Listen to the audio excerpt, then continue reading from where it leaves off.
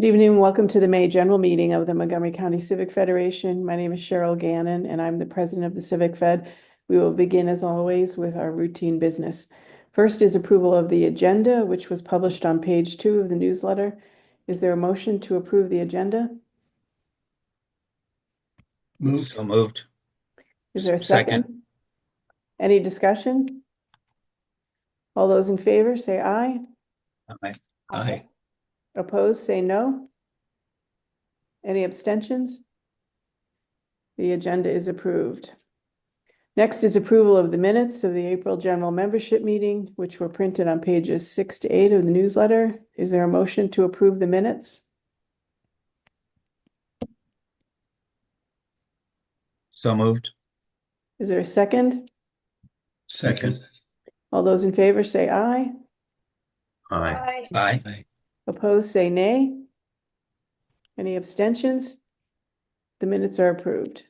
Next is the treasurer's report. Jerry Garson is our treasurer. Please go ahead, Jerry. We operate on a fiscal year starting July 1, 2024 through May 12, 2025.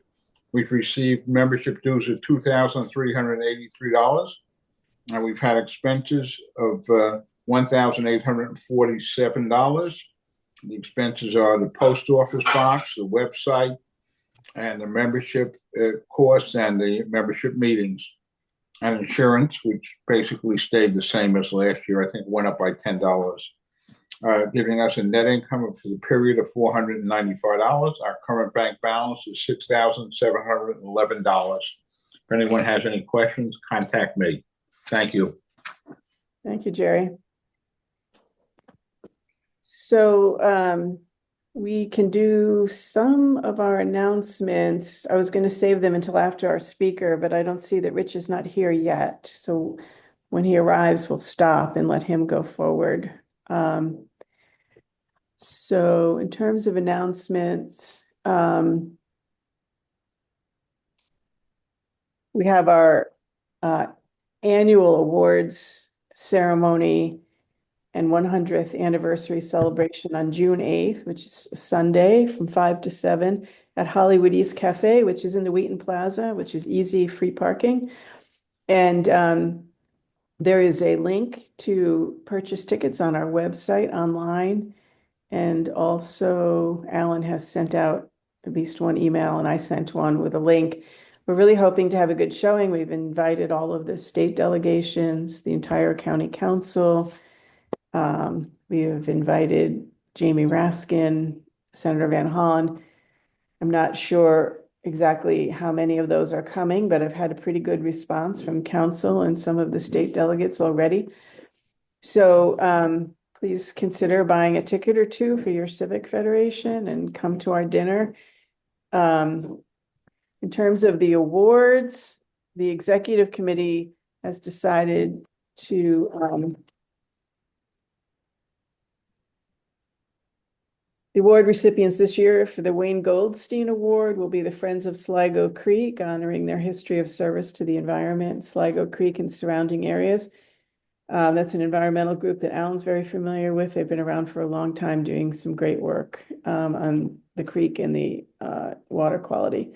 The Sentinel Award is going to go to the Lux Manor Citizens Association, just honoring outstanding civic association for service to its own community. And the Star Cup is going to Joe Harkins of the Parkwood Residents Association, honoring his work for better governance of a nonprofit and leading a comprehensive revision of the bylaws and governance of the Civic Federation in our 100th year. We will say more about these outstanding organizations or individuals when we get to the awards ceremony, and I hope you'll attend and congratulate them then. The other is a report of the nominations committee. Is Liz Joyce here? No.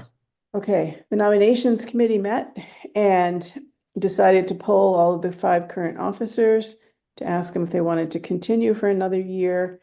All of the officers said yes. They recommended a slate to the executive committee that they're going to recommend to the membership to have the 5 current officers continue for another year. Now, as always, any delegate in good standing can be nominated from the floor to run for any of offices. and will be placed on the ballot if they have seconds from 3 other delegate associations. So I need to ask, is there anyone who would like to nominate someone else to run for any of those 5 offices? President, first vice president, second vice president, secretary, or treasurer?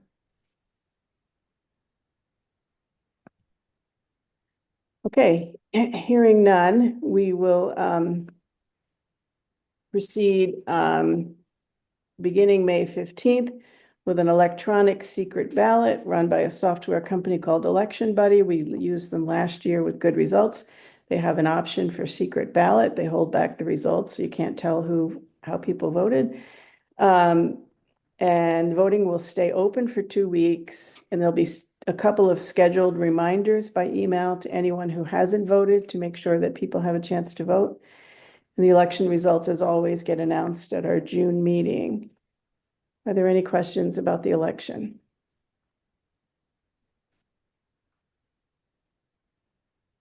Okay. And let me see. Under new business tonight, we have 2 brief presentations by member organizations regarding zoning matters that they're concerned about, and they're seeking our support. Since Rich is not here, somebody tell me when he comes, but since Rich is not here, Barry, I see that you're here. Do you want to go ahead and present your issue that your neighborhood has? This is Barry Wides from North White Oak. Barry, Barry, I saw you him. may have stepped away for a Oh. moment. Okay. I'll send him Okay. Well, does anybody have anything short they want to bring up? It's all right, Ken, we probably don't have time anyway, because I think Rich is supposed to come at before 7:15. Anybody have anything else they want to talk about? Oh, I do. So we need some help at the Civic Federation. We have a newly formed membership committee. I could use a volunteer to be chair of the membership committee. You won't have to do it alone. You'll have the executive committee's help, and then the second vice president, Liz Joyce, has membership in her portfolio.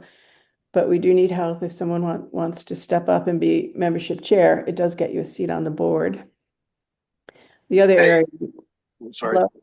Go ahead. Yeah, that's fair. I just had a hard time getting off mute, but please finish and then I can go ahead with Ken if you like. Okay. The other is just the housing committee. Anyone who would like to volunteer for that? We're facing the more corridors now coming up in June. And then there are a number of things that will come up in the fall. There's the Georgia Avenue corridor project, which is going to go probably from the Beltway all the way to Olney. And judging by the way the University Boulevard corridor plan went, there'll be, I think, pockets of controversy related to that. And there are a couple of areas that are on the planning board's work plan for work in the fall. So if you could volunteer for the housing committee, that's another area where we need help. Please send me an email about that. Barry, we have a speaker coming at 7:15, but did you want to go ahead and try to give a brief overview of your issue? Yeah, maybe I could lead it off. I mean, just because this came from Barry, he represents North. Ken, he's here. He's here. Oh, he is? Yeah, he's here. Yeah, go ahead, Barry. Oh, so Ken was just going to lead in, but if we're short on time, I can go. How do you want to do it, Ken? That's fine. Okay, so basically our civic association, North White Oak Civic Association, is in discussions with the county council, Department of Housing and Community Affairs about the regulations that are being written right now governing short-term rentals or Airbnbs. Council passed legislation in 2017 putting the quote regulation of short-term rentals or Airbnbs under the Department of Health and Human Services, which was understaffed to deal with the volume of cases. So council in November of 2023 transferred it to Department of Housing and Community Affairs, who is writing regulations now to govern it. The issues that our association has had over the years with short-term rentals, Airbnbs, is poor property maintenance, the inability to know who is actually using them as short-term rentals. They aren't inspected the way regular rental properties are inspected. The community, up until recently, has had no input into whether or not a license gets issued or renewed. And no one has any knowledge of who the property owner is, what the history of any county enforcement actions. And so Department of Housing and Community Affairs is seeking to implement regulations to address many of these issues, which council was aware of and sought to address through the November 2024 legislation. So right now, our civic association has a request before the county, which would, one, require that the civic association in the community be notified when an applicant submits a request to run an Airbnb and be notified when the renewal process occurs. Two, that the county establish a database similar to the one, or use the one that they're using now for regular rental properties, so we can see who the property owner is, the term of the license, and any code violation. It's important for us to be able to lost you a minute. We've had large parties. We've had what's that? No, we lost you. We've had situations where the properties were. Oh.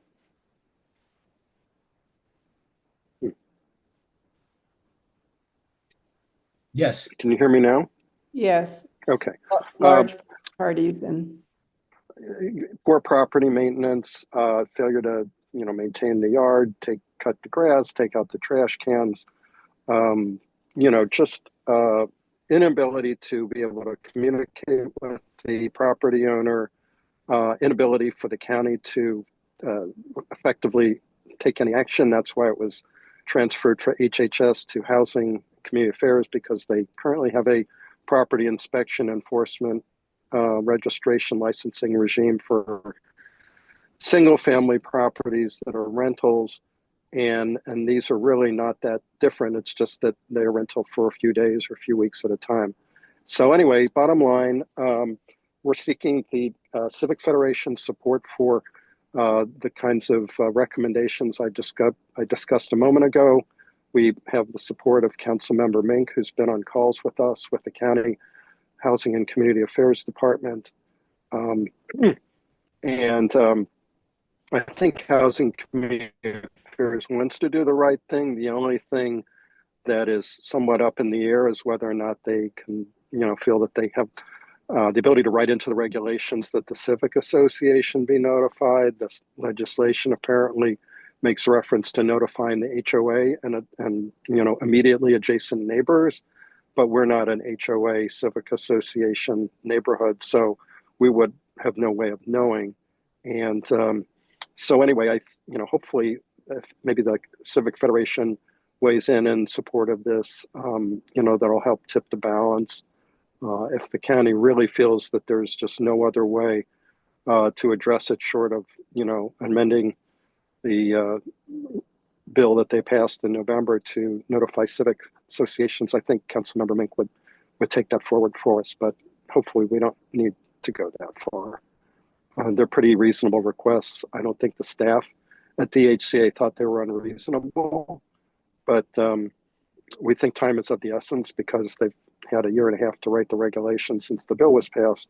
They still haven't done so. We hope that it's close to being complete, but we'd like to get a letter, ideally, and from the Civic Federation if possible, so that they would have that, before they finalize their rules.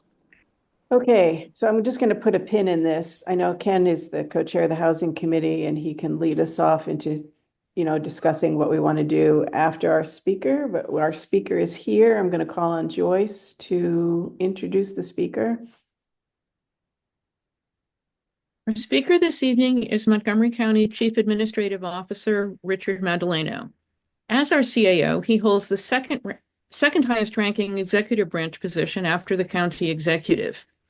His responsibilities include serving as an advisor to Mark Elric on all administrative, legislative, financial, and operational matters, and as lead liaison between the county executive and the county council. Are you having fun yet, Rich? Mm-hmm. And he met with us in March before the county executive's budget had been presented to the council. It has now been presented, and discussions at the council level are now underway. And he's here to discuss with us where the budget stands now and surrounding issues and concerns in the current environment.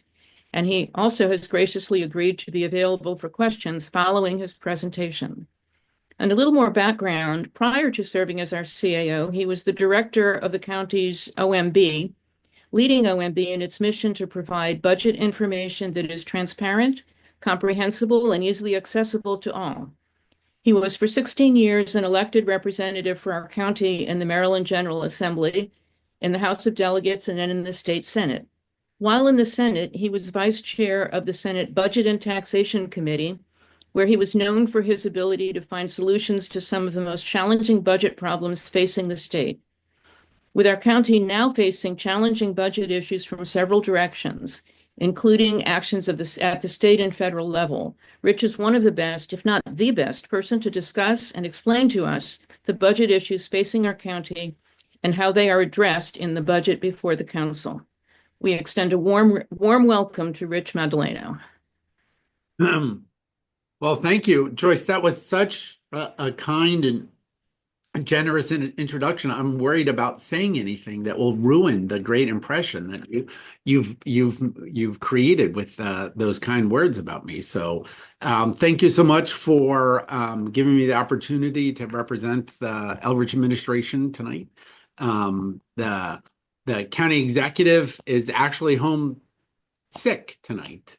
He turned out he had a conflict, and then unfortunately he's even unable to make the conflict because he's under the weather. So happy to be here and to talk a little bit about what's happening. So we are at the final few literal days, hours for the council to take action on the budget. So the county council will be voting on Thursday. While it is advertised as the straw vote, it is actually for all intents and purposes, the final vote on the budget, because once everything they vote on, the council staff will then do the monumental task of pulling together all of the final resolutions that then they vote a week later, which actually are the paper recordings of everything that they've agreed to. But they've got to agree to everything on Thursday. That means on Wednesday, they need to take a vote on all of the revenues. And set all of the various rates. Of course, this year, there are two very large issues that are before them from a rate standpoint. First is, what do we do about taxes? As you may know, when the county executive submitted his budget in March, he proposed increasing the county's supplemental property tax for education. He proposed a 3.5-cent increase in the property tax rate dedicated solely to MCPS, with an adjustment to the homeowner's property tax credit.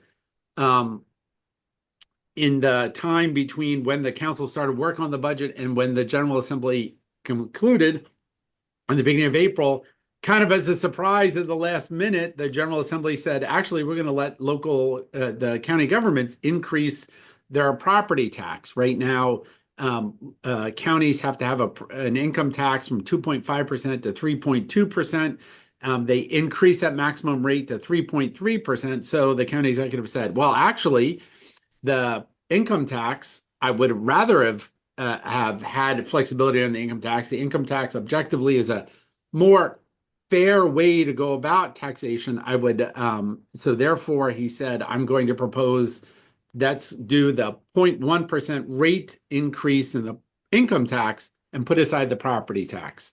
So the county council has already said, great, we're not going to deal with the property tax. Instead, we're going to consider the income tax. The public hearing on that happens to be tomorrow. Variety of reasons why it's going to be tomorrow, but it will be tomorrow, and then they will actually vote on it on Wednesday. They've had lots and lots of discussion over the last several weeks about it, but that's the formal process. So tomorrow, the regular council business day, they have a variety of things, including the public hearing on this. Wednesday, they vote on the rates. Thursday, they vote on the total package, with the idea that if they cannot agree to the property tax rate, the income tax increase, then they have to make corresponding reductions in the budget on Thursday.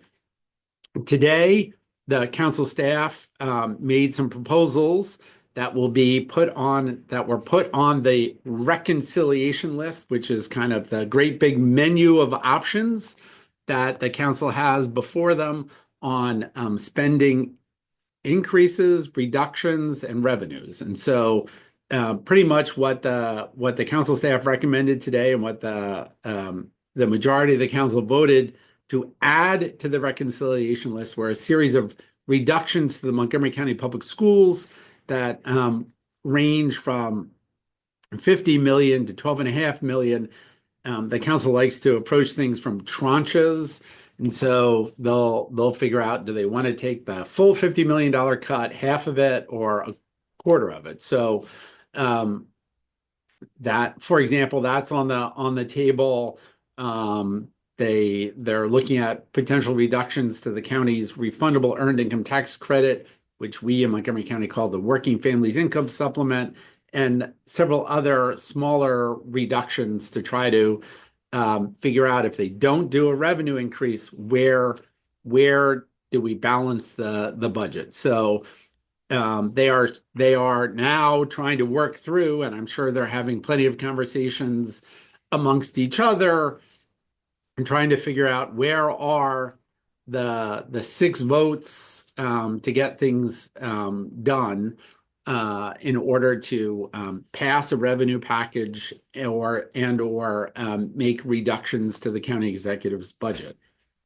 So the county executive's budget did support the Board of Education's request, which was for a record amount of money for the school system in order to greatly expand services to special education students, recognizing, as the superintendent has said multiple times, that in fact, these are the legal requirements to provide these services to special ed students. These are the services that we've actually promised the students and families of these students for years and have been unwilling to actually provide them. So we have to finally actually provide these services, and the benefits, recognizing that any child, any special need child who is not having the appropriate services and their needs met, they range from, students who are falling behind and creating a challenge, to teachers, to students who are misbehaving, creating a distraction for everyone. So while a lot of this focus has been on special education, obviously every student in the school system benefits from a functional and fully staffed special education system.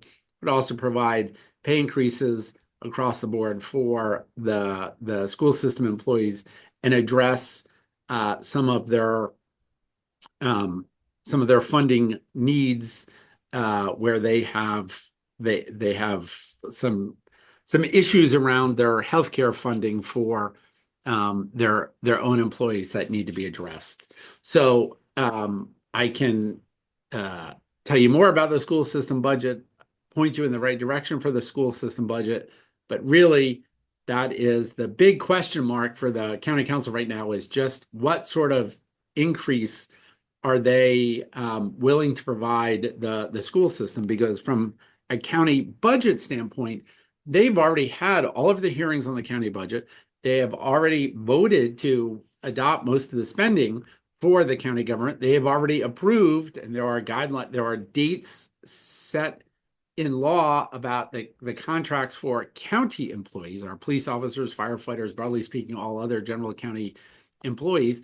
They've already adopted those and approved those contracts. So right now, except around the edges on the county government, their question, the major question before them is, what level of support do they want to provide the Montgomery County Public Schools? Do they want to support the county executive's plan, which is to fully fund the school system's request, the superintendent and the school board's request, which gets us a large way towards actually getting back in an inflation-adjusted way the per pupil spending we were spending in 2010 before the Great Recession and big time cutbacks, that this is actually just getting us back to where we were. But of course, that allows us to achieve many of the overall education goals of the school system and those mandated to us by the state law and the State Board of Education. So that, in a nutshell, is exactly where we are on the budget process. Now is your time. I would hope you would call and support, say, fully fund the county executive's plan.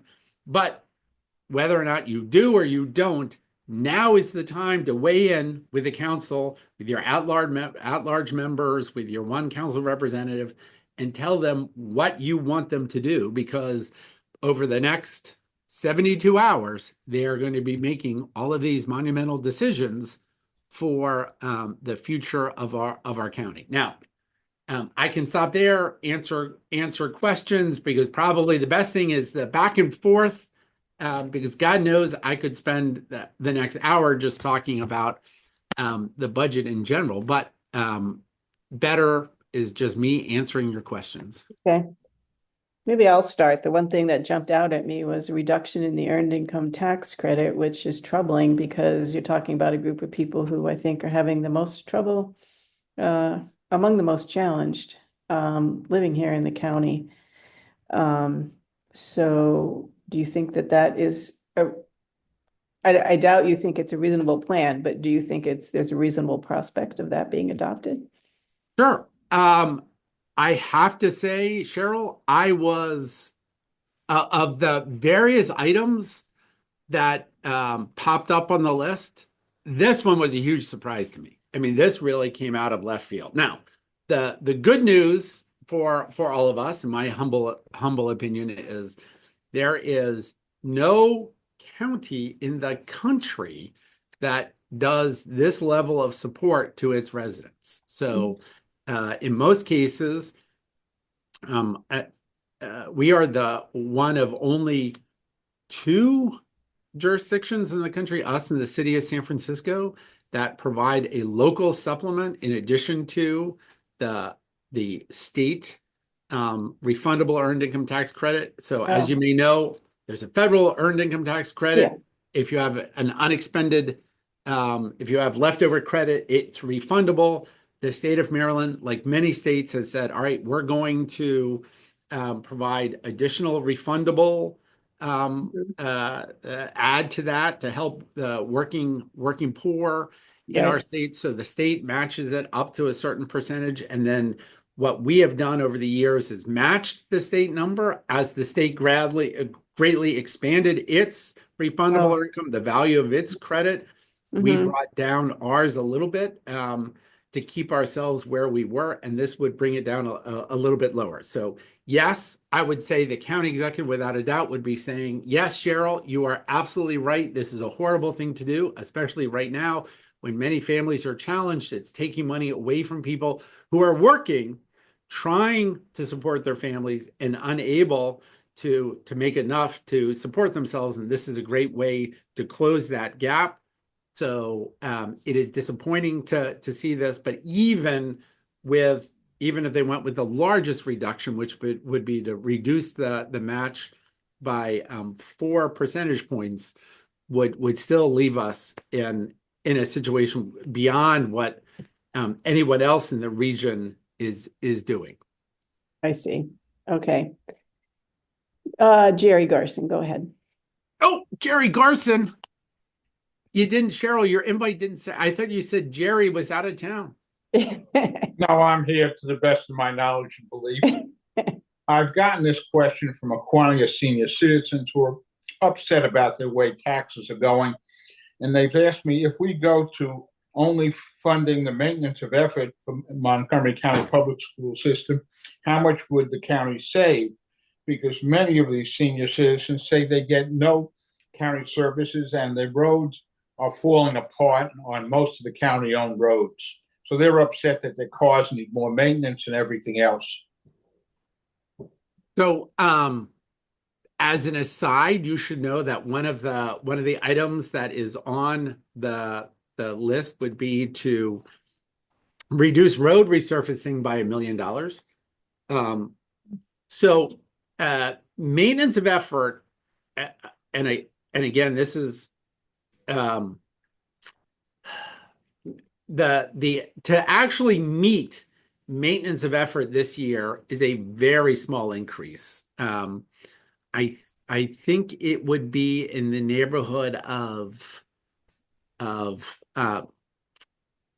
roughly $5 million, as opposed to the $250 million increase in the local contribution that the county executive is proposing. The reality is maintenance of effort was a challenge for many years over the last 30 years because there were large annual increases in student enrollment.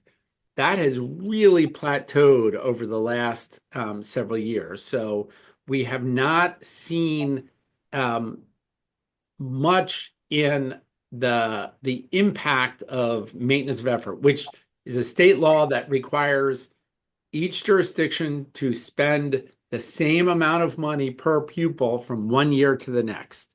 So if we were spending $20,000 per pupil, I'm using that number, if we spent $20,000 per pupil last year, we have to multiply the number of students by $20,000 this year in order to meet maintenance of effort.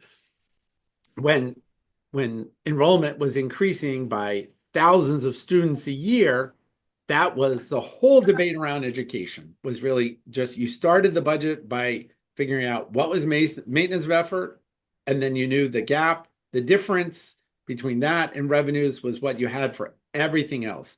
Well, that has not been the case over the last several years. So you actually do have this discretionary conversation about additional funds for the school system. So the executive had decided that he wanted to go with this large increase to meet what he sees as a moral, legal obligations to all the children in our school system and the importance the school system is to the health of our community, to our property values, and to future growth, and to these young people's lives.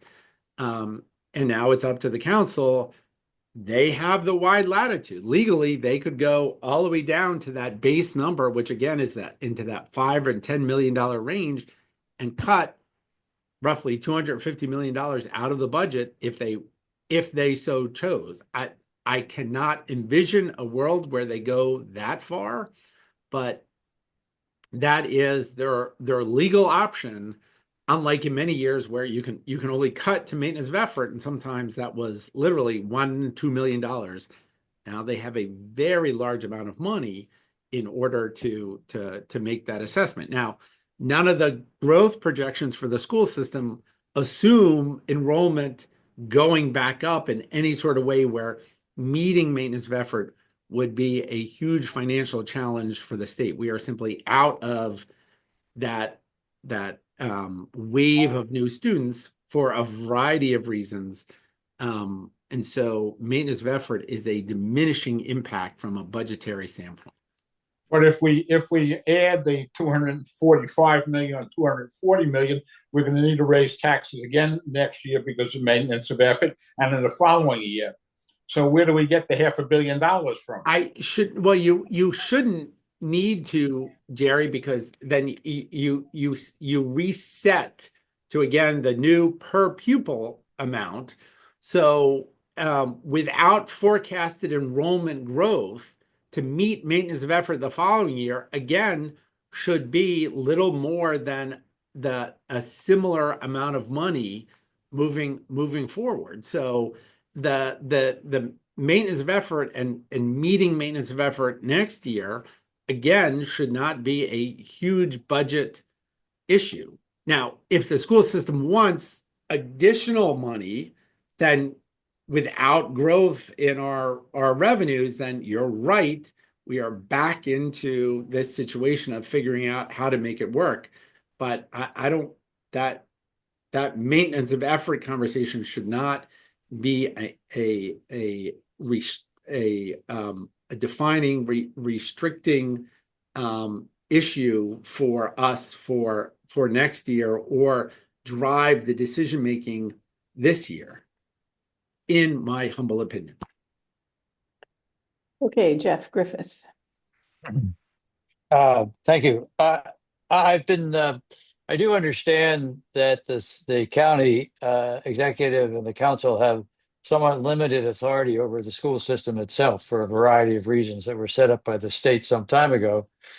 And I appreciate the fact that the new superintendent seems to be quite open with explaining what the needs are. One of the things about his presentation that continues to puzzle me, though, is he's referred to how far behind we got in our legal requirements for providing special education, in particular, the services that are required by law, and also the number of special education teachers, which I have heard him say is 600.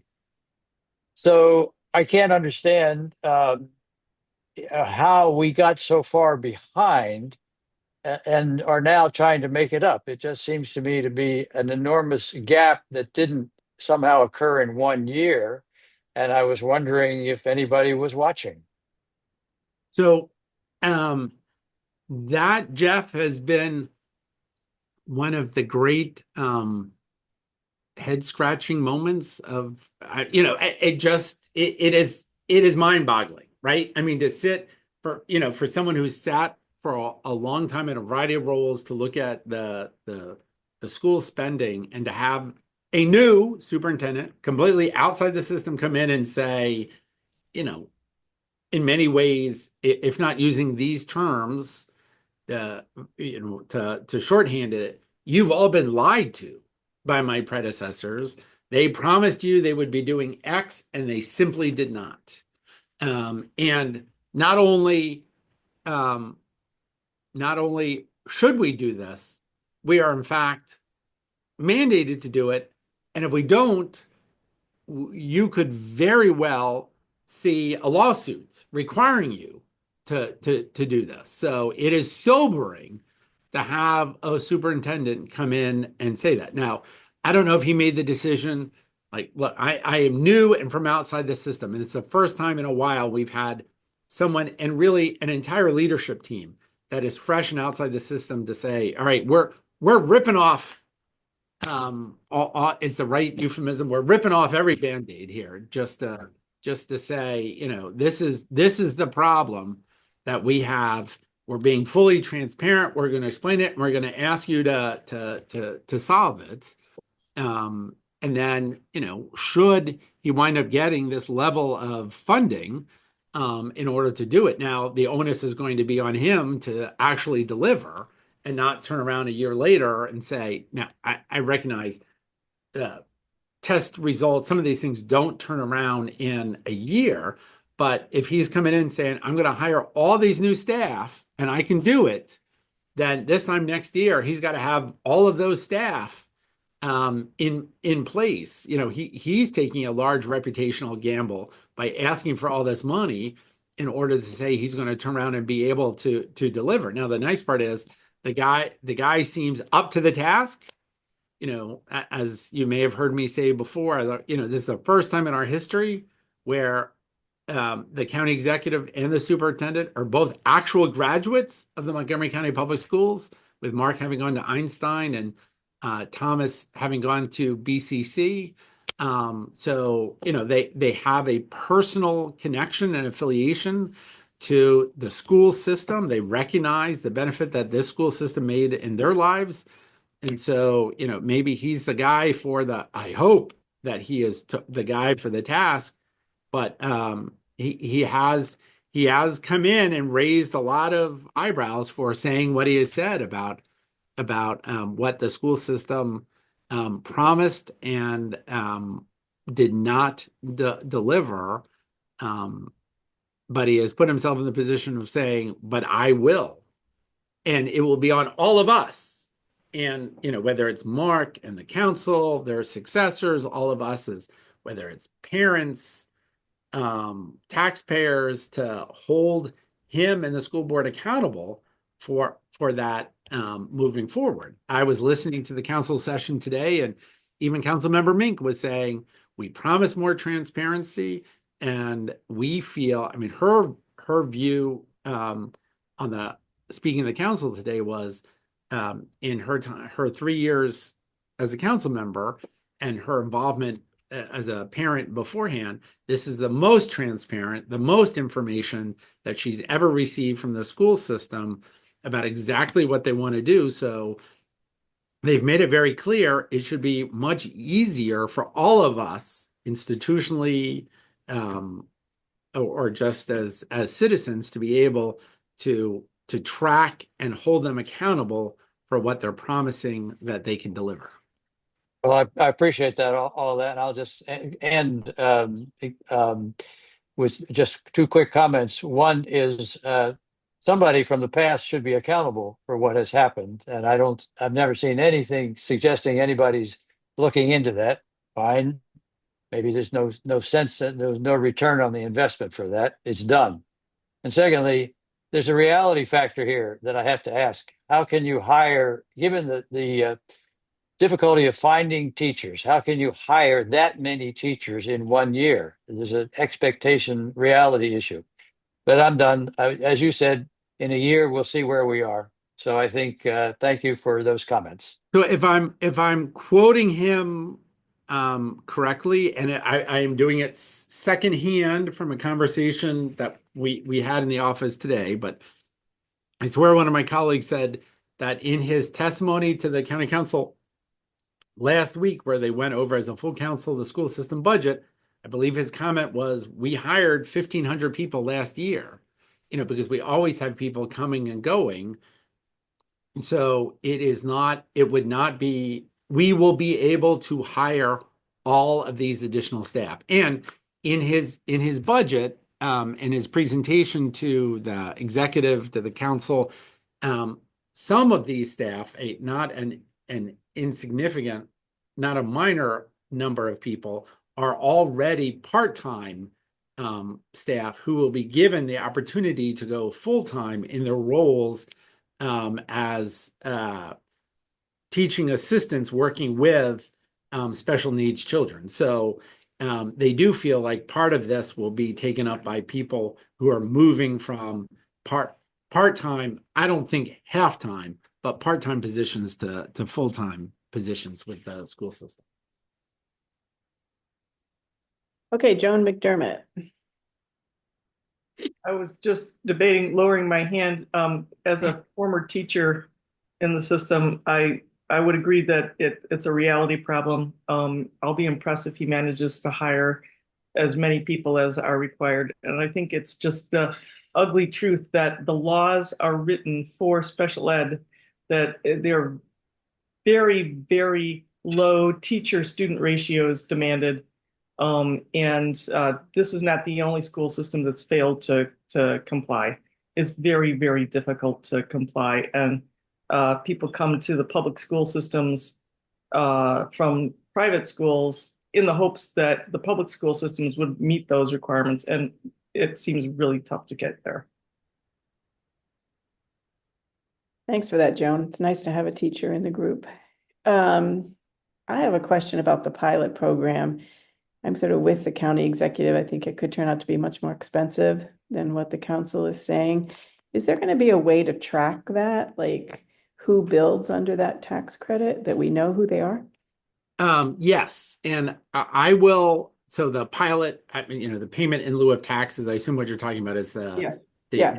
the bill that was passed by the council, vetoed by the executive, overturned, about office conversions. There is a way for us to track. We do track that information. I will double check with for you about if we put that in a standard place so that people can follow, because I know how to gain that information. For example, several years ago, going back into the prior term, the council, again, one of these things where the council passed, the executive veto, they overrode a mandatory pilot on rental facilities that are constructed on land that was formerly owned by the Washington Metropolitan Area Transit Authority. So WMATA sells part of the property around a metro station for a high-rise building. They get a guaranteed pilot. I think it's 15 years of no property taxes. So since that bill passed, there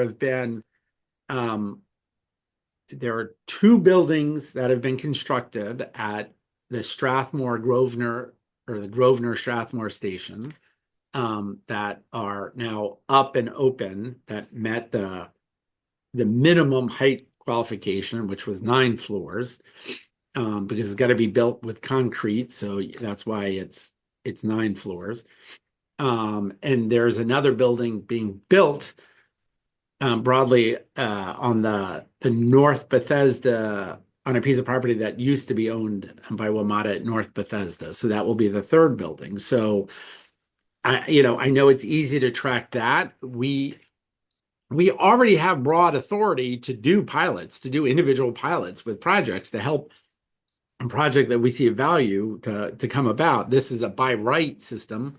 So we'll be able to, they have to apply. So we'll know what's happening. What we need to figure out is how does the public follow along with those pilots? So great question, Cheryl. I will ask the finance department how and where we report on pilots. Look, I'm pulling out my paper. Thank you, because I'll be looking.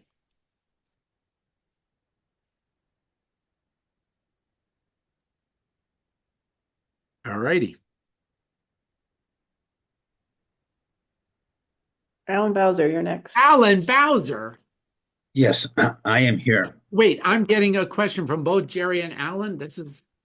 You're a lucky guy. So out of character. So the question I wanted to ask is about the new news that Viva White Oak is going forward with a new type of financing, TIF tax. Increment financing. Increment financing. Does that have any budget implications in the out years? Is there a chance that there's going to be less money for other county programs with TIF financing? Well, the good news about TIFs, tax increment financing, is all we're doing is we are pledging the incremental increase in the value of a piece of property towards repaying the debt associated with that property. So obviously, as you may know, that large parcel is without roads, without water and sewer lines. So that public infrastructure, what we have traditionally done in the county is upfronted those costs, paid for the roads and whatever other infrastructure needs through our general capital budget. This is an approach where it says, all right, we're going to have the incremental increase in the value. If the land is, let's say the land is now valued at $100 million, as a result of all the growth that happens, the land will be valued at $1 billion. The property taxes on that $900 million will be pledged to the bonds, with the whole idea of the in any year the money needed to pay off the debt to build that infrastructure is paid for first, and then the rest of it flows to the general fund. So it's a but for if we didn't do that investment, and if that investment doesn't occur, then there's no incremental increase, then there's no revenue. So it's not like we're going to issue all that debt, build out all the infrastructure, and then wait for something to occur. It will happen in phases in connection with the developer, and that's been the experience in other places around the state and the country that have used TIFs. DC is very active in using TIFs. Various other jurisdictions in Maryland are.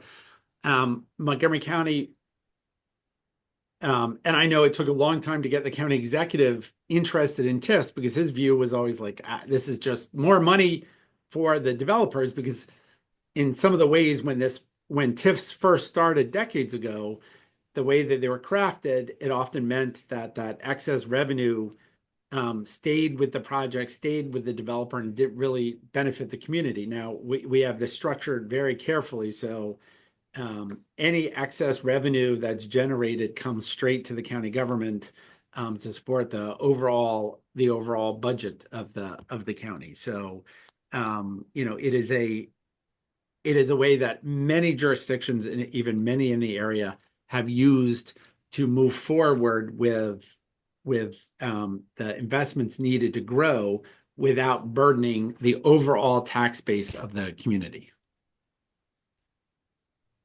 And congratulations on that. Good news.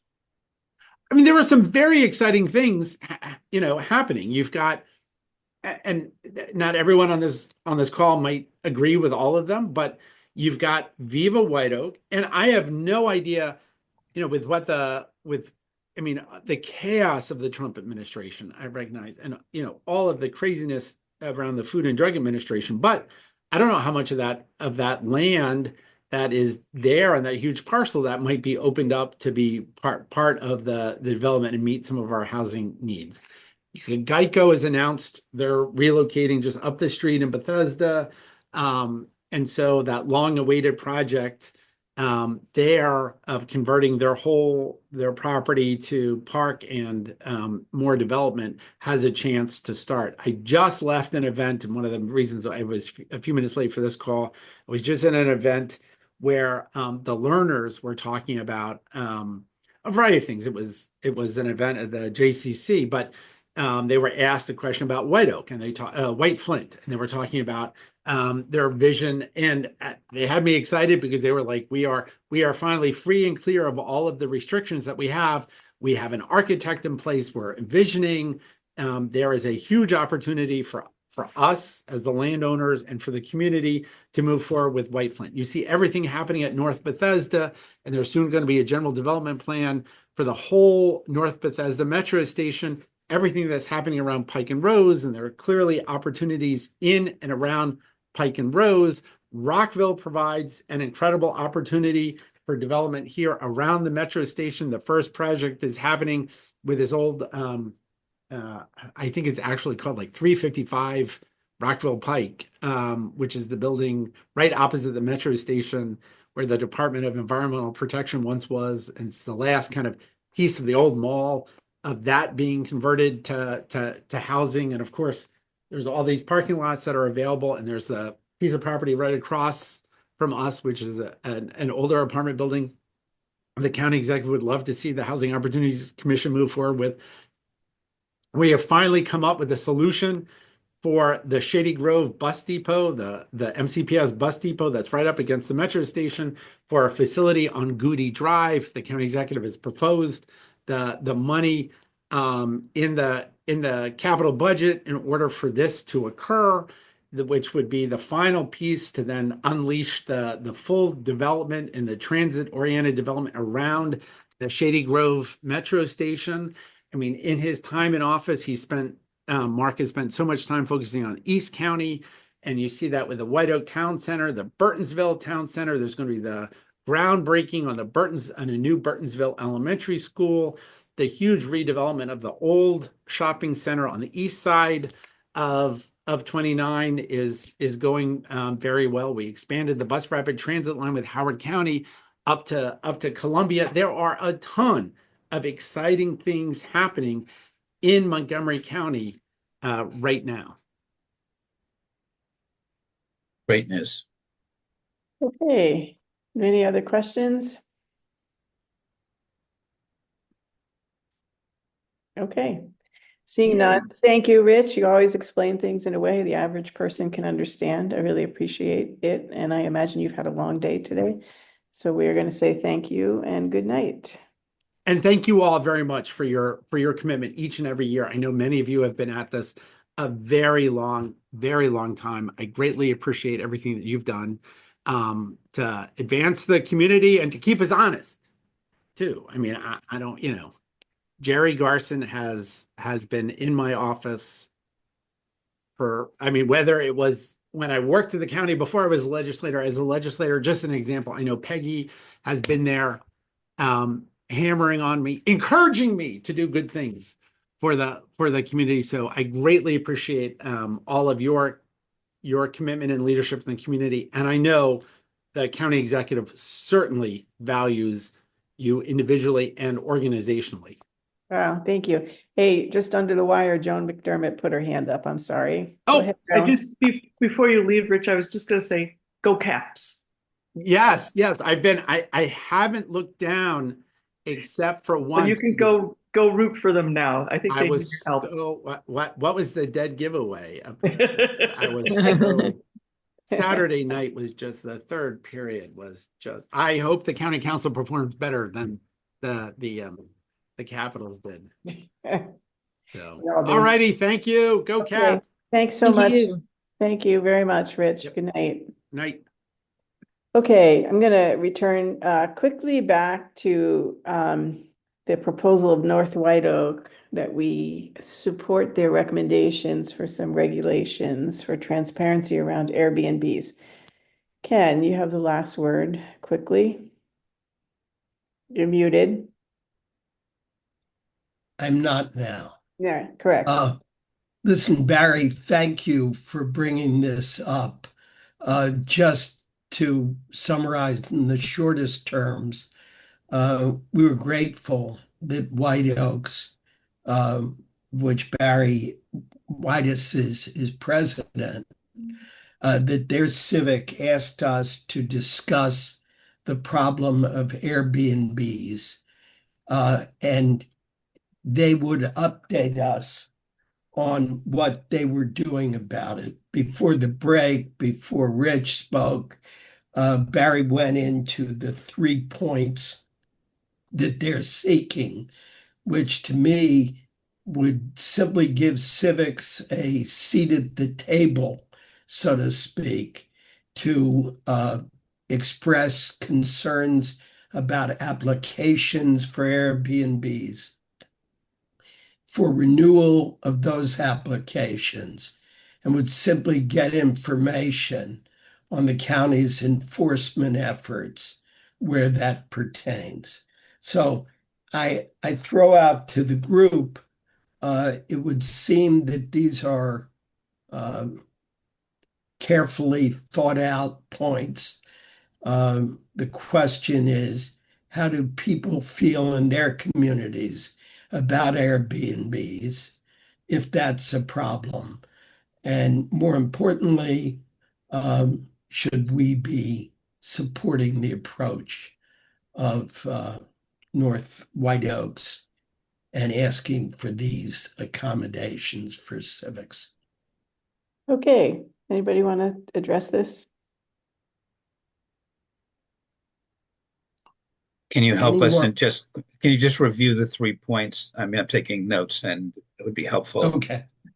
Well, the 3 points, as I understood it, that, and Barry, please correct me if I'm wrong, is to allow at the time of application for an Airbnb in a community to require that there be notice to the Civic Association, just as there's a requirement that the condo, if it's in a condo, or the HOA gets such notice. Would put us on par.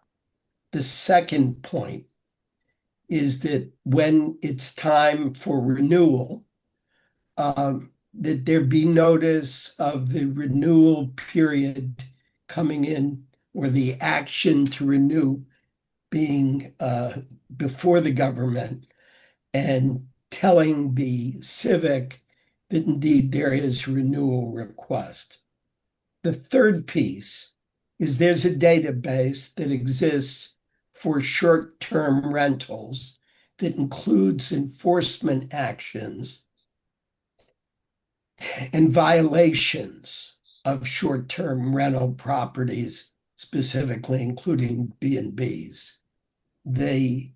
As I understand it, the Civic simply wants to be able to check that system when there is an application or a renewal. So those are the 3 points. Barry, what did I miss? Well, you didn't miss anything, Ken, but I would just say that if there is chronic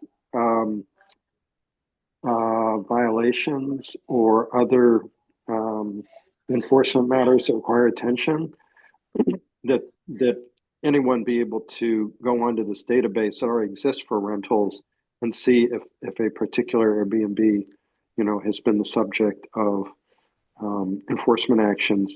And also, I hate to say this, but we file complaints, property code complaints with the Department of Housing and Community Affairs, and they just fall between the cracks. You never find out that whatever action they took, or God forbid, they didn't take any action. And you can go to the database and see, it's like, well, we filed 3 complaints. What happened?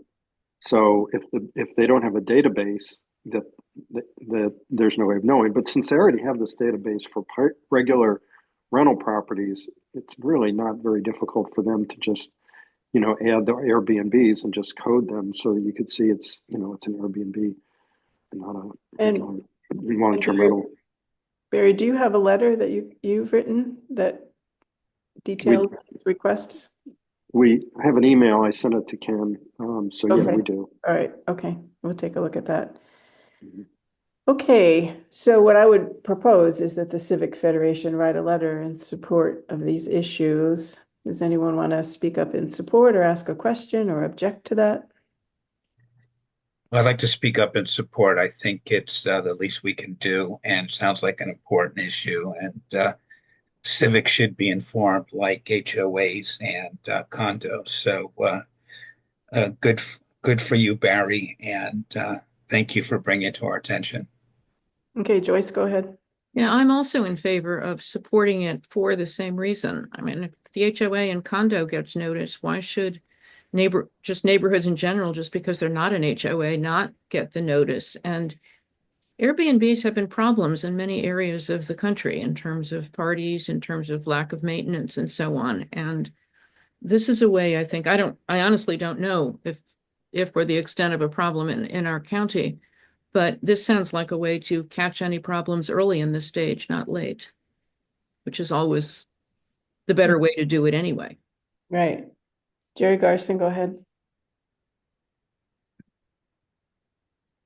We've had some serious problems in parts of Potomac with major parties occurring on short-term rentals. So I would definitely support this. Okay, thank you. Jeff Griffith. We haven't had these problems, but it sounds quite sound and reasonable, and I support Cheryl, your proposal to write a letter in support of Okay. these thoughts. Thank you. Peggy, go ahead. Can you hear me? Yes. I would support it, but I would suggest that we also include a proviso that if a given Airbnb has X number of complaints against it, and they are found to be valid complaints, that they lose their license. Barry, has anything like that been discussed? Did we lose Barry already? No, I'm here. Okay. I don't know if the legislation contemplates that with regular longer term rentals, like the regular rentals that we all know. they have to go to district court. And frankly, that process is unwieldy. And but they claim it's mandated by state law. So I would say, Ken, if it's permitted under the law, that we amend the letter to say that. If it's not permitted under the law, we could still say it and just encourage that we got legislation at the state level, or that we wouldn't support legislation at the state level to allow that. Okay, Peggy, so it sounds like the suggestion is we figure out whether we're, How to say it. I How mean, to we say don't it, want to whether end we- up with a minimum or whether that we, we have to meet. right, So we'll work on language on that with you, Barry. okay, all right. Paul Jarozinski. I just going to comment that we've had problems with Airbnb adjacent to our neighborhood, and we support the resolution. Okay, that's great. Anyone else want to speak on this? Looks like no. Our next speaker tonight is here. I've been approached by several different neighborhoods in Brookville who's struggling with an issue. And Lindsay Bucci is here. Is that how you say it? Bucci or how do you say your last name, Lindsay? Bucci, yep, that's it. Lindsay Bucci is here and she's going to tell us about their issue. Okay. I didn't know what the requirement is for speaking up about the Airbnbs, but I'll also say I moved from a neighborhood recently that had an Airbnb on our street, and it was a problem as well with parties and noise and things like that. That neighborhood's not part of an HOA, however. But anyways, my name is Lindsay Bucci. I live in Brookville. I'm a teacher, an elementary school teacher, and a parent of a student at Greenwood Elementary School. My neighbor Mirko was also going to be here with me, but he had something come up with his son at the last minute, so it's just me for the moment. But I am here to kind of share something that's going on in our community, but I also know is happening across the county. I know other locations are dealing with issues like this too. But in our neighborhood, an out-of-state for-profit company purchased 2 single-family homes in a highly residential area. They're located at the end of a cul-de-sac, and they directly share a border with Greenwood Elementary School and playground. The properties are going to be used as one large residential care facility, more specifically a high-intensity inpatient drug rehab facility. The company is called USR Holdings, based out of Florida, and the facility here in Maryland will be called the Freedom Center. But this particular facility will be a drug rehab facility. We're concerned about all inclusive residential care facilities.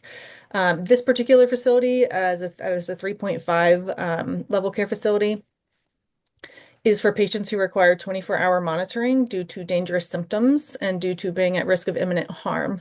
That's per the American Society of Addiction Medicine that establishes the guidelines for levels of care at drug rehabs.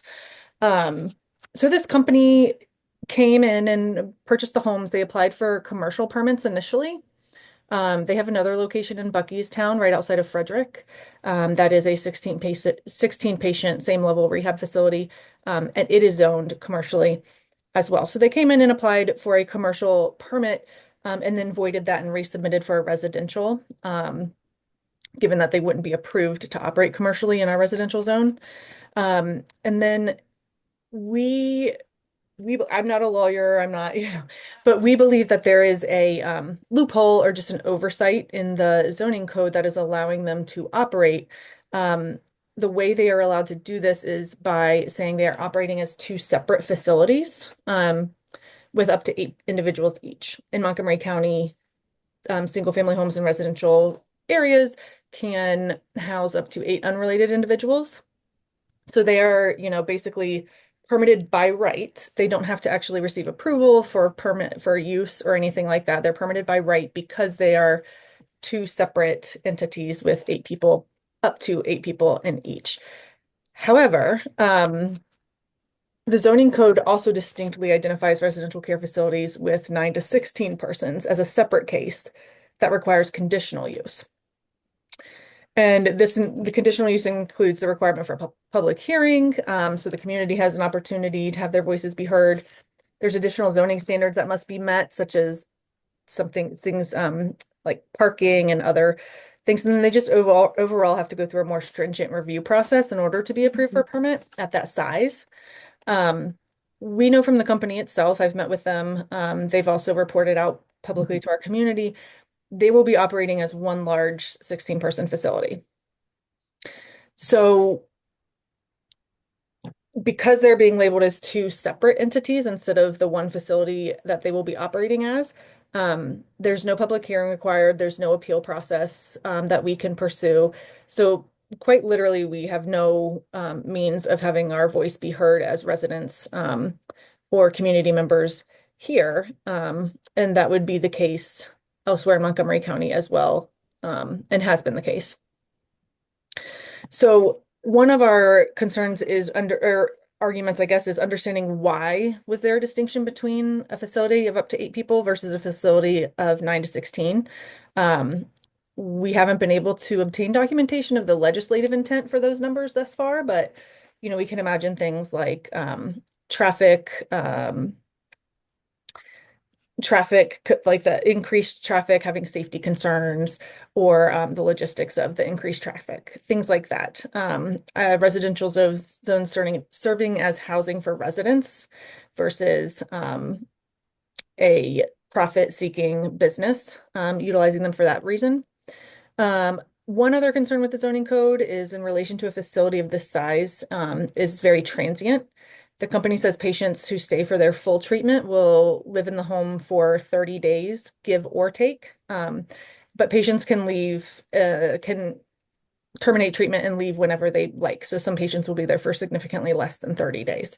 And at that rate, 192 unique individuals or more can cycle through these 2 single family homes in 1 calendar year. And we believe that conflicts with widely accepted definitions of resident and reside, as well as the zoning code itself, which references a 30-day minimum in reference to residential use in another section of the code addressing residential use. We're also concerned about the fact that we're living in an affordable housing crisis. Companies being able to come in and outbid Montgomery County residents, buy up as many homes as they would like. That is definitely not going to help the affordable housing crisis. I imagine it would have the opposite effect. And then also just the current code allows for a wealthy company like this one to come in and buy as many homes as they would like. So in our neighborhood, it's 2 homes adjacent to one another. It could be 20 homes. It could be more than 20 homes on a single street. As long as they only house up to 8 individuals in each home, they can operate those 20 homes or more as a single business, single for-profit business within the current zoning code as it exists now. We don't believe that this is an ideal location for a facility like this, right next to a school in particular. Greenwood Elementary has 550 students. And there's constant pedestrian traffic outside of school hours as well. The property of the school, especially the playground part and the field part that immediately border the property for the facility, are used constantly outside of school hours by children and adults alike. We believe that does jeopardize the privacy of the patients. You can see into the upper floor rooms, which are bedrooms, from the children's recess field. We don't think it affords the patients the privacy that they deserve and need for their treatment to be effective, especially a 3.5 level treatment that mandates a very rigid and structured and controlled environment. My neighbor, Mirko, is going to share some information. I'm going to do my best to relay it to you as he would have. He is a crisis intervention police officer for Montgomery County. So he almost exclusively responds to calls in the Rockville-Gaithersburg area himself, but is often being called to residential care facilities of many types, right? Including some that are substance use disorder or rehab facilities. So we did request some FOIA data in the interest of understanding how many emergency service calls would be expected at a facility like this, given that there is a school right next door. The concern being that it would disrupt the education for the students in the form of lockdowns if emergency service vehicles are needing to come to the property more frequently than they would otherwise. In Frederick County, we at this, as I mentioned, this company owns another 3.5 level facility, or maybe I haven't mentioned that yet, sorry, in Buckystown, right outside of Frederick. It's a 16-person inpatient facility, same level treatment. They've had 11 police calls since they opened in 2023. Some of them, as we don't have all the information, so some of those are not really, welfare checks. Those are pretty benign. But there were 2 emergency petitions in 2024, which are specifically coded for a suicidal or homicidal event. Some Montgomery County Police Department data for other similar facilities in Montgomery County operating already. The Valley is one. They had 11 calls for service in the last 15 months. Maryland Treatment Centers on Avery Road, they had 32 calls for service in the past 15 months. And another Safe Journey House had 35 calls for service in the past 15 months. The first was an alcohol and drug rehab facility. The second is an inpatient and outpatient center for substance use disorder and psychiatric care. And the last was a mental health residential program. Some of those calls, like I said, are pretty benign, such as welfare checks, but some of them did include calls for mental health related calls, suicide calls, assaults, threats. My neighbor has more understanding of those types of calls and the data on that, but that was something that we noticed. And again, the concern is primarily disruptions to student education in the form of lockdowns. It creates a concrete disruption to the students' education, but as an elementary school educator, I also see just from lockdown drills, the anxiety that students experience. I've sat through lockdown drills with especially young elementary students crying through them, even though we primed them for 30 minutes beforehand that it was a drill and it wasn't real. So, if there's going to be an increased amount of lockdowns at the school as a result of this facility being right next door, that could have an adverse effect on the children's education. So we have proposed some zoning text amendments. We've been trying to communicate with council members. We've been able to speak to some, not all. But the zoning text amendments that we want to propose are first, sorry, let me make sure I have the right language. So first would be that properties used as residential care facilities must be a minimum of half a mile away from a school, daycare, or public playground property.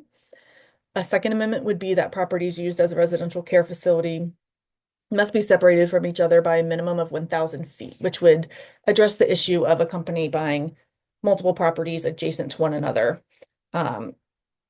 being permitted by right by having only 8 people on each, but functionally operating as one large business. And then the final one would be, it's a little more convoluted, but exempt residential care facilities from being considered a residential use of property for the purpose of local regulation under certain circumstances, such as if multiple single-family dwellings are being used as residential care facilities, or a residential care facility shares an owner, director, programs, or amenities with another facility that is commercially owned. So some regulations like that on what can be operated as a residential care facility. And we've run into a lot of feedback about it being discrimination or it being against the Federal Housing Act. And we understand those concerns, and we have definitely tried to evaluate that as best we can as non-lawyers. But we do have some precedents. And again, our argument has nothing to do with who is living in the house or what the purpose of the house is for. Residential care facilities across the county have increased calls for service.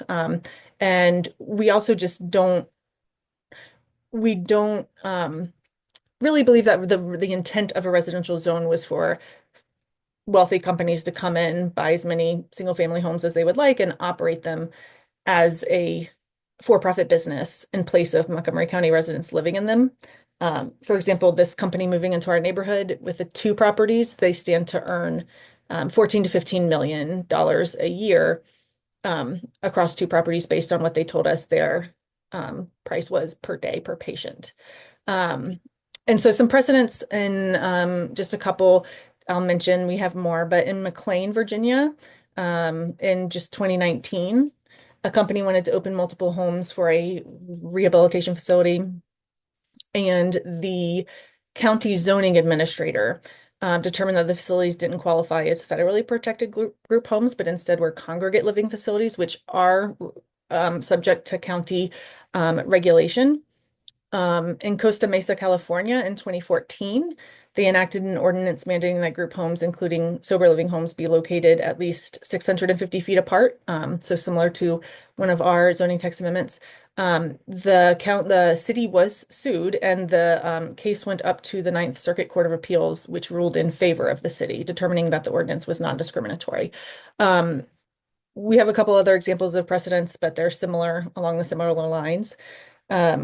So we, I was lucky enough to be put in touch with Cheryl Gannon and spoke with her, and I just, wanted to share our issue, and I'd definitely be interested in knowing if you know of anyone else in the county. We've connected with some people who are dealing with a similar issue, and might be interested in working together, and also just general support from the Federation in seeking sponsorship within the county council for our proposed zoning text amendments, is kind of what we're, I guess, seeking.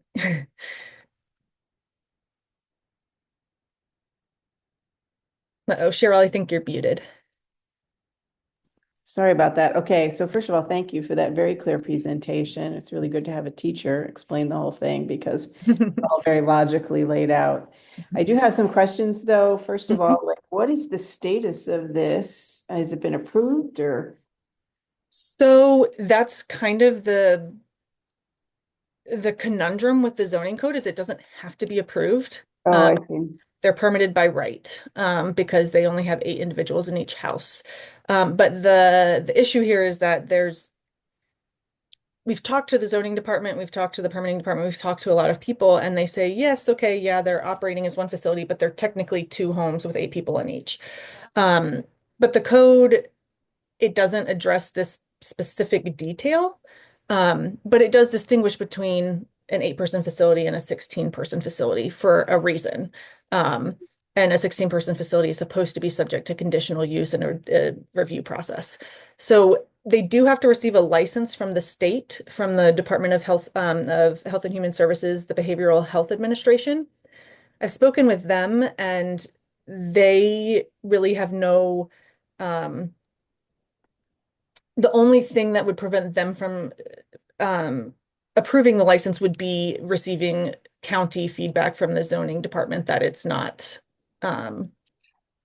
approved, or it's not an acceptable use. So it pretty much lies directly with the county. So is that because they say they don't have the authority to do it unless the county comes forward and says it doesn't comply with zoning? So my understanding, and I'm not gonna lie, it's been very hard. Myself and many others in my community have dedicated a lot of time and energy to understanding everything more. And basically the Behavioral Health Administration cannot deny a license. There's kind of inherently, because it's behavioral health, it would be discrimination. But if it was related to like a violation of a zoning code, then they could consider withholding the license. However, there has to be an official or legal, gosh, what's the right word? Some sort of legal process going on at the county level for them to consider that. We've talked to many lawyers. Zoning code and property use law is very tedious and expensive. They've estimated that we would need at least $60,000 to $100,000 to actually pursue anything like this. We don't have that money. So it's also just unfortunate. One of my big things is that, a 16-person facility can be permitted in a residential area. So it's very, very possible, that this facility itself went through a conditional use and was approved and would be approved. But through the conditional use, community members and Montgomery County residents would, at a minimum, have the opportunity to share their thoughts, have their voices be heard and considered. And what we've run into and what we keep being told is that can't happen unless you hire a lawyer, which, regardless of what the issue is, residential care facilities or whatnot, just we take issue with that detail. Well, it could happen if there was a ZTA. So have you gotten anyone willing to introduce your ZTAs? So not like, yes, we will, introduce it. We have talked to Will Jawando's staff. We've talked to Sales herself, and we've heard, although we haven't gotten to speak to directly, Elrich's staff. I know Debbie Spielberg did respond to us, but then hasn't been able to follow up. We understand that each of those three individuals, are sympathetic to the amendments and interested in hearing more. It's been hard because they're in the middle of budget season. And while this company bought the homes last year and applied for their permits, when I say permits, I mean like to do renovations and to get their fire code approval, not the actual use, because the permit's not required for that. But we didn't know. Our community wasn't notified at all. I didn't know about it until they had purchased the homes. They've fully renovated one of the homes. They're almost done renovating another. So by the time I found out about it, it was already budget season, and it's been very difficult to, get any traction so far in terms of forward movement, just aside from just that initial, agreement with some of our concerns. And what has Don Lutke said about it?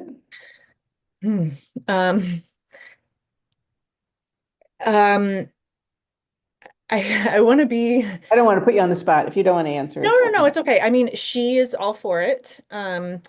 I engaged with her for the first time at our community meeting. There was a community meeting, and she attended. If I hadn't just walked into that and not known who she was, I would have assumed she was a representative for the company, given how strongly she was advocating for it. And I guess I can speak for myself, but very unwilling to hear our concerns, talk with us, and being just outright dismissed as discriminatory. Even though I hope it comes across that what I've shared today is not that's not the focus. What's the name of the company again? USR Holdings. USR Holdings in Florida. Based in Florida. They have, as I mentioned, they have another Maryland location just like this one, and they have a third Maryland location that's an inpatient outpatient, so it's different. But all of their Maryland, state of Maryland locations are called the Freedom Center. Freedom Center. So this will be another Freedom Center location. Okay. Mm-hmm. But so as of right now, no one has said they want to introduce your ZTA. No. I don't, this is all kind of new to me.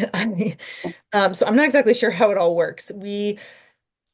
When we met with sales, when we met with Will Jawando's staff, they were very interested. They had me send along a document that we've created, really detailed outline of everything that I shared. And that to me as well. Yes, I can do that. Yeah. But more or less, we did get the message that, it's going to be hard right now with the budget. So follow up, we want to continue this conversation, but the extent of it might be limited until that's done. Okay, I see a couple of hands. Jerry Garson, go ahead. Have you spoken with the Attorney General's office of Maryland saying, is this a subterfuge if it has common ownership and common employees? You might want to meet with the Attorney General or some of his staff up in Baltimore. Okay, thank you for that. I will definitely reach out. We've talked to the county council attorney's office, but they basically said, we don't advise residents, we advise the county, we can't speak to you. And we can't explain. They have advised the county that they cannot act on these ZTAs, but cannot tell us why. because that's client attorney privilege. But I will definitely reach out to the Attorney General for Maryland. Thank you for that suggestion. Okay, and Dan Mayer, go ahead. This issue came up once in my parents' neighborhood in the district. Mm-hmm. The fire code plays a big role in how many adults can occupy a single family home. Mm-hmm. And Montgomery County, they've adopted, as most jurisdictions, the National Fire Prevention Association's rules and regulations. And they're very specific about occupancy load in a single family home. Mm-hmm. And so if you have a home that was designed for a family of, mother and father and a number of kids, the egress and the living space and this and that, that was the occupational load. But the National Fire Prevention Association makes it very clear that when you start increasing that to a number of unrelated adults, they set limits. Otherwise, you have these horrendous fires, like there was one recently on Kennedy Street where people died. So they'll play a big role in that. And I've used them before in another case on my street. I won't get into the details, but they can put in a lot of weight. So I would definitely bring it to their attention and to the fire marshal's attention. Okay. Thank you. I will definitely look into that. My understanding is that they do meet those requirements. This is a detail I haven't shared yet, I guess. The homes that were purchased for by this company in my neighborhood, are not typical of the rest of the homes in our community. Apparently, they were historical, so they're much larger. They were historical. They've been owned many times over and renovated, so now they don't have that historical status or protection. But these two homes sitting in our neighborhood, they can house 8 people because they're larger. But I know that other people who have been dealing with this, I believe in Durwood, there is a community on a street that has, at this point, maybe 5 or 6 homes that have all been purchased by the same company and are operating as one facility. They're listed online as a 48-bed facility. But there's also, if a company can purchase a home and house 5 people in it, right? It doesn't have to be up to 8. So if it's not a large enough home for 8 people per fire code, they could still operate it as a business and just have as many people as would be permitted under fire code. But I will look into that and just confirm that that's something that they're adhering to in our personal case. My experience, you get a quite different answer if you go directly to the National Fire Prevention Association and ask for their interpretation of the rules and regulations versus the local jurisdiction that, I'm sorry to say, seems to be influenced by Yeah. other elements. Let's put it. Well, thank you. I will definitely reach out to them. That's super helpful. I had not thought of that. Thank you. Joe Harkins, go ahead. Have you sought any interest from local press or Washington Post? So local press has reported on it some. Again, I want to say this the correct way. I've talked to a few different people about doing interviews on different platforms. I personally am not, like, this is a big reach for me. I'm not a big public speaker. I'm not a big put myself out there kind of person. So I've been, very cautious and careful, and I would like to kind of have all of my information and understand everything as thoroughly as possible before I were to give an interview. I know some people have given interviews. There's also, as you might imagine, different approaches to why this facility should not be opened, particularly next to an elementary school, some of which reasons could be considered discriminatory. And so there have been interviews, there have been some things put out there. Not all of them would represent my personal view and, some of the people that I've been working with on a smaller scale. But yes, there has been local press on it. We are very interested in engaging more local press once we hopefully get to a point where the zoning text amendments are going to be sponsored if possible. Right. Well, one angle I was thinking of more Mhm. for maybe a post reporter was how the company approaches these purchases countywide or metro area wide. And, the reporters could do the legwork on researching the company. I mean, it sounds like you're up against, if you have safety concerns, you're discriminatory, Yes. Yep. which I don't think you have anything to worry about from the U.S. Department of Justice currently. I mean, it's kind of a common sense approach that you're trying to take. I think there are some interesting ways that you could pitch this to a post reporter. Okay. Thank you. I noted that too. And I will say, as far as safety goes, that's something we've been very careful, not just for political reasons, but also because if we're going to say anything about safety, we want to know that it's actually based in data, right? So we are in the process of gathering more FOIA data and comparing, say, number of emergency service calls on this block prior to a facility being open versus post. But that's something that we are, like I said, giving an interview, like digging more into so we understand fully before we're making any type of claims. But that would be, it's a good idea because we're limited. I'm we're all parents of young kids. So Right. Yeah, it really gets really hard. mhm. Ken. Just quickly, I was distracted for a moment. The 1,000 feet. Mhm. Where did that come from? Is it possible that someone who's an advocate of either side has written about what a safe distance is? Sorry, I'm just I'm noting it so that I don't forget. So that I was not the one who drafted the zoning text amendments, but one of the precedents we have, they proposed 650 feet between two centers.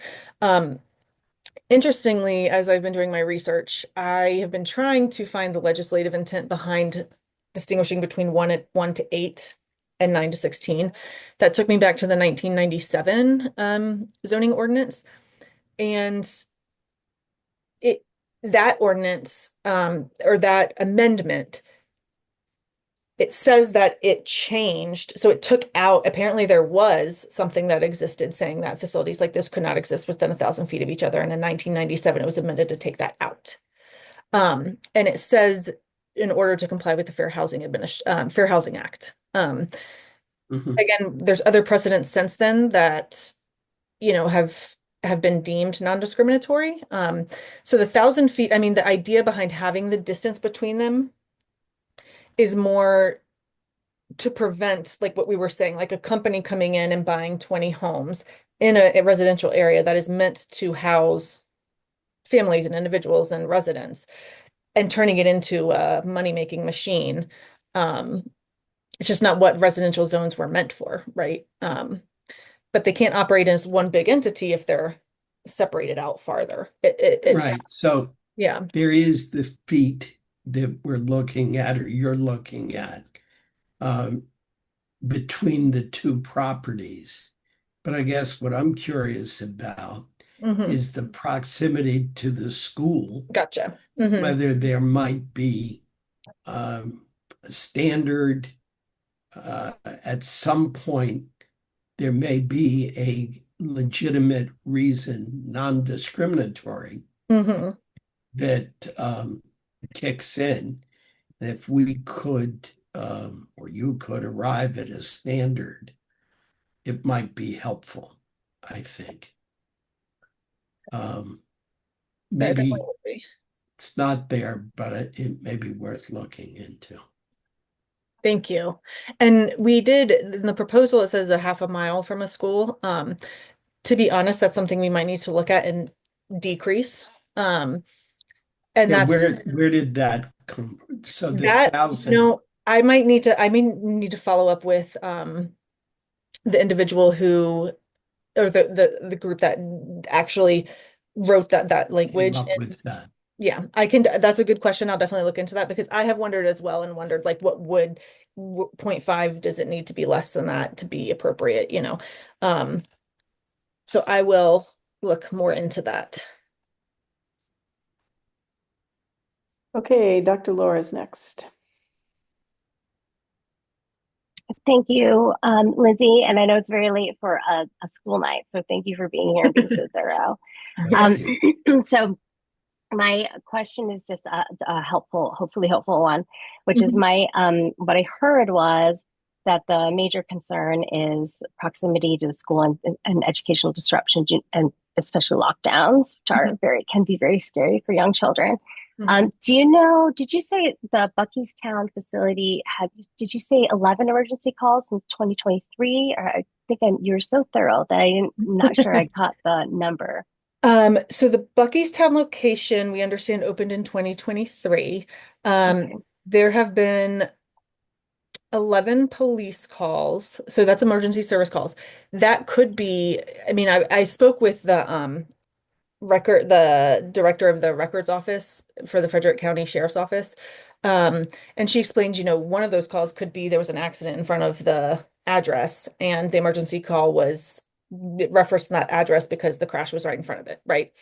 I do know that some were, I can't remember what the other code was. It's more like welfare checks, but she did tell me, and this came in the FOIA data too, that 2 calls in 2024 were specifically for suicidal, or like coded as what qualifies as suicidal or homicidal.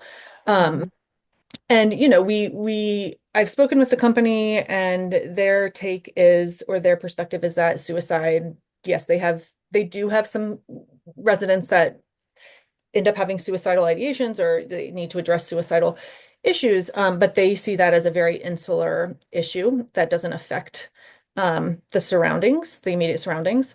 You know, like I said, Mirko, my neighbor, he's a crisis intervention officer. He's trained very specifically in these things, and he, you know, his training is that anyone who is suicidal has the potential to become homicidal. And I mean, this isn't my own personal experience, but I lived in another country as a teacher at one point, and someone did commit suicide within like in the property next to the school I was in, and it was very, very traumatic for the children that I was teaching. So Okay, that's helpful. yeah. I would think that, so just thinking about in terms of like the argument you're making, I'm curious, just as a listener and someone considering this situation, you know, are there any patterns in terms of days of the week where tall calls are made, or times of day? If you're going to go the educational disruption route, that might be helpful information to have on hand. And I recognize your neighbor may have more of that information. Yeah. And if not, we can definitely request that in FOIA. So that's a great point. But thank you for bringing this to our attention. Yeah, thank you.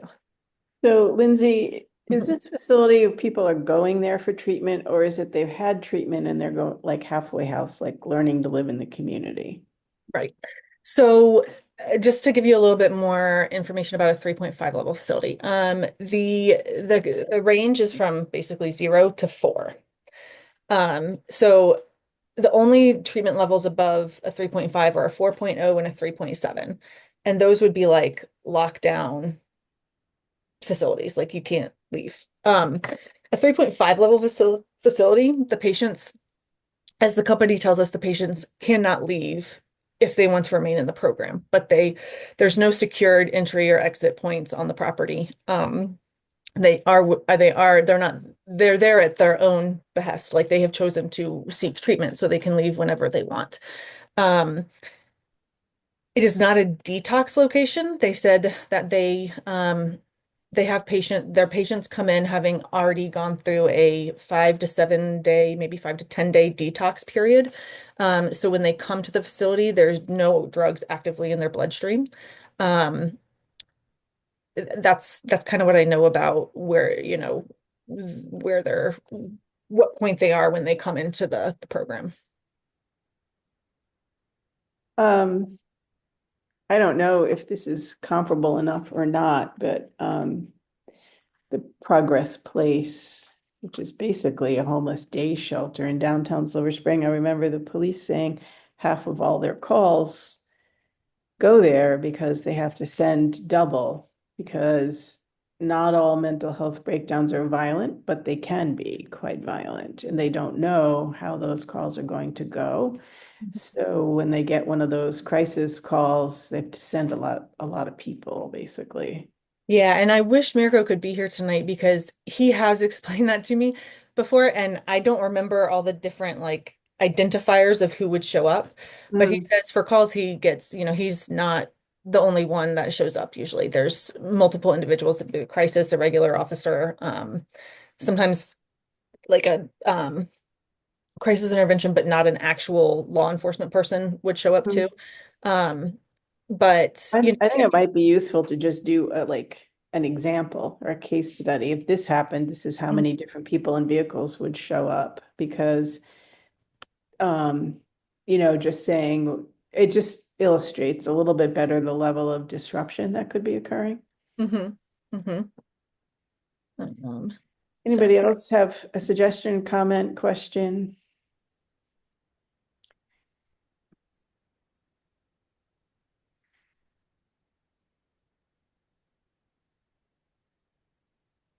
Like, no. So in terms of what to do, there's a lot here oh, Jerry, go ahead, Jerry. Are these two buildings totally fireproof? Or are they buildings that would combust once a fire starts?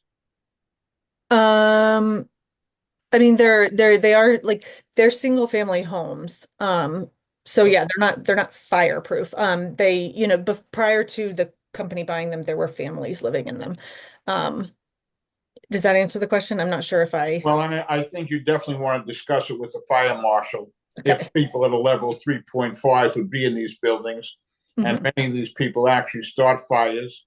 And if you're having an adjacent building and one starts on fire, I guess as you've seen what's happened in California and other places, these fires can spread when they're intentionally set.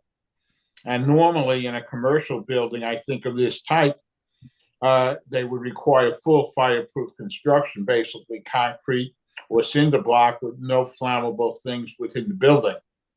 Okay. Yeah, and actually to just add a little bit to that, there's the 8 patients in each building, but there will be 2 nurses on staff at all times. There'll be 5 behavioral health technicians at all times. There'll be therapeutic professionals, other medical professionals, case manager, program director, chefs, and catering companies. And is there parking for all these people? Is there adequate parking for all these people? So that's one of the concerns, right? If they are permitted by right, there's nothing in the zoning code that addresses parking. If they're permitted as a 16-person facility, there is I don't have the quote in front of me, but there is a requirement that the parking on their property be cohesive with the parking and the surrounding properties. They have told us, and they've showed me exactly where it's going to be. They're building a parking lot. I mean, it'll be a small parking lot, but it's going to be a parking lot for all of their staff to park in one parking lot on one of the properties to service both properties. And that like a joint ownership that is not really in compliance with state law. So if they're going to do that, and the people are going to be serving both of them, you're really having a 16-person facility, basically saying, well, we have an 8-person exclusion twice. But it certainly sounds like a 16-person facility to me. Yes, and that's exactly what we have been trying to get the zoning department at the county level to acknowledge or understand. They refuse to accept that. When you say zoning department, you're talking about the planning department? Sorry, the Department of Planning Services, yes, and then the Zoning and Compliance Department specifically. And who did you talk to at planning? I talked to, in the zoning and compliance, Victor Salazar was at our community meeting. He hasn't responded to me personally since then. He's the director of the zoning and compliance department, and then the second in command is Greg Nichols. I've spoken with him a couple of times. Okay. So I guess this is big. There's a lot to Yeah. this, and I'm looking Yeah. for some direction here from the members. I could write to some of the council members or, use whatever state delegate, just saying these issues have been raised and it seems like there might be legitimate cause for concern. It's really the thing that bothers me personally the most is having one facility and disguising it as two, and the potential for that getting out of control. But, I could write asking more questions and trying to force some answers on some of these issues that might lead us to a position unless people feel like you're ready for us to say we support these ZTAs. I don't think so because I haven't even read them yet. If you could No, see the actual ZTAs. Yeah. And I know Joando's staff pretty well, and we have a lot of contacts here, so I don't mind like asking some questions and saying something here doesn't seem right at all. Mhm. And then report back to the membership. Is that a reasonable course of action? Joyce, go ahead. You're muted. Yeah. I mean, I have kind of a basic question. It kind of follows off on Jerry's. I mean, does our county council really think, and for some reason, somebody thought that if you had more than 8 people, 9 to 16 people, there was more regulation and more hoops you had to jump through. And it strikes me that, do they really want somebody to be able to get around the regulations that presumably at some basis so easily? I mean, this to me is pretty transparent. Mhm. And it kind of astounds me that zoning says, well, they've got 8 over here. And part of it is kind of looking at, but what was the purpose of the regulation? And do you really want it so easily undercut? I mean, if you could put 2 8s next to each other and say, well, that's 8 and have them run by the same people, you have basically, written out the restriction on the 16. Okay, make it 24. Just keep on going. Mhm. I'm pretty astounded by the fact that, that's not, and that would apply more, that kind of an approach would apply more broadly to this. I Mhm. mean, it's a classic thing. What do you try to do? You try to find a way around the restrictive law. Yes. And this would be a pretty simple way to do it. Yeah. And Victor Salazar, the director of the zoning and compliance at Department of Permitting Services, he actually told us, someone asked at the community meeting, what if the company bought 20 adjacent houses, operated as one company, but 8 people in each house? Would that be allowed? And he said yes. Hmm. You might as well throw out the regulation then. Exactly. I've been trying. What then is the point? I mean, I guess I'm disappointed in well, it's not the first time I've been disappointed in our zoning department, but we won't go there. But it just seems that you're making it so easy for people to just disregard the rules that have been made. Mhm. Also, Lindsay, did I understand from something I've heard from a couple of different people on this that you're not supposed to have a for-profit, only a nonprofit in a neighborhood? So I suspect I might know who you heard that from. That was something that we were looking into for a little bit, but there's a nuance in the COMAR, the state code. Okay. That's not the case. Okay, alrighty, okay. Paul Jarzynski, go ahead. Yeah, Lindsay, it was my understanding, Cherrywood HOA President Paul Jarzynski. It was my understanding that you guys have already reached out to, Cheryl was talking about reaching out to people, to our district councilman, Don Lutke, and to our state senator, Craig Zucker, and both of them have refused to help. Can you verify that? Don Lukey, yes, I can verify that. Craig Zucker, he's a neighbor. He lives closer to the school than I do. On our way there, we pass his house. I have not spoken with him directly. So this is all coming from other mouths. When people spoke to him initially, they said he had concerns as well. He has been helpful to the extent that, and this is also interesting, actually, because, it's discriminatory to say there's any type of safety concern. However, Craig Zucker did secure $200,000 from the state capital budget specifically for Greenwood Elementary School, specifically for safety and security measures, specifically because this facility is going in next door. Right. So I mean, again, the state's going to spend $200,000, so that's pretty much an indication that they know that there's a problem. Yes. But again, we heard that other than that, he chose to do nothing other than get money for defending the school children, which is again something, but it doesn't address the problem. And you know, when we look at it from Cherrywood, we wouldn't want that around Cashel either. Yeah. And agreed. So yeah, as far as I know, that's the only thing that has come out of efforts with Craig Zucker. I haven't spoken with him directly, but yes, that's the only item that has come You out. know, Zucker is going to be at the GOKA meeting tomorrow night, right? No, I was at the GOKA meeting last month and he did not show. He had a written Right, statement. he didn't, but he's supposed to be there tomorrow night along with Senator Kramer Okay. and the rest of the District 14 delegation as well. All right. Then we will be there. You have another meeting to go to now. Yep. So are we good with that if I start poking around with elected officials on like what their take is, why they find this acceptable, and express some concern? If there's a loophole, you could have 20 houses operated as one facility. That's kind of silly. As Joyce said, it's really what happened was they were looking for a way around the regulations, I guess. Any other thoughts on how to proceed after tonight? I know we won't have a final thing, but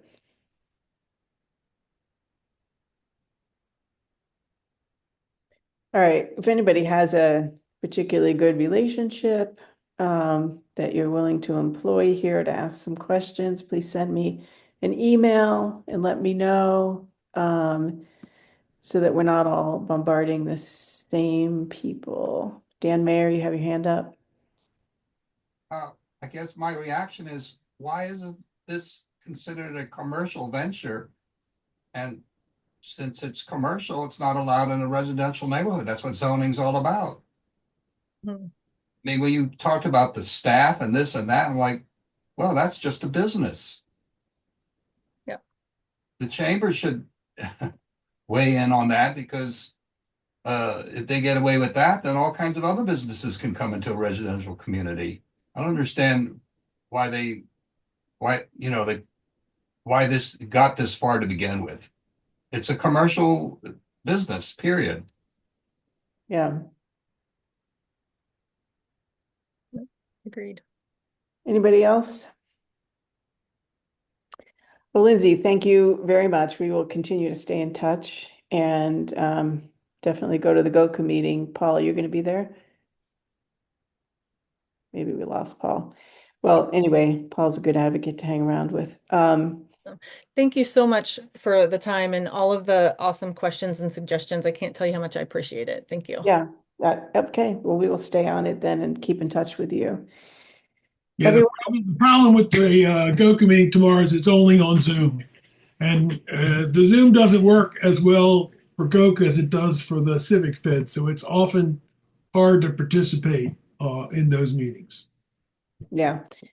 Okay, so thank you. And Alan begs me by text here to bring up the 100th anniversary celebration and dinner one more time.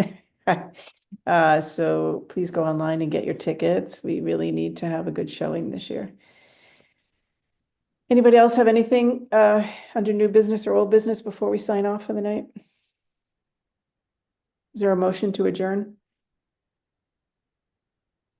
I see Joe made an motion. Is it seconded? Second. Okay. All right, then all those in favor of adjourning say aye. Aye. Aye. Nay. All those opposed say nay. Okay, we are adjourned. Thank you very much, everyone. Thank you. Good night. Thank you. Have a good night. Good night.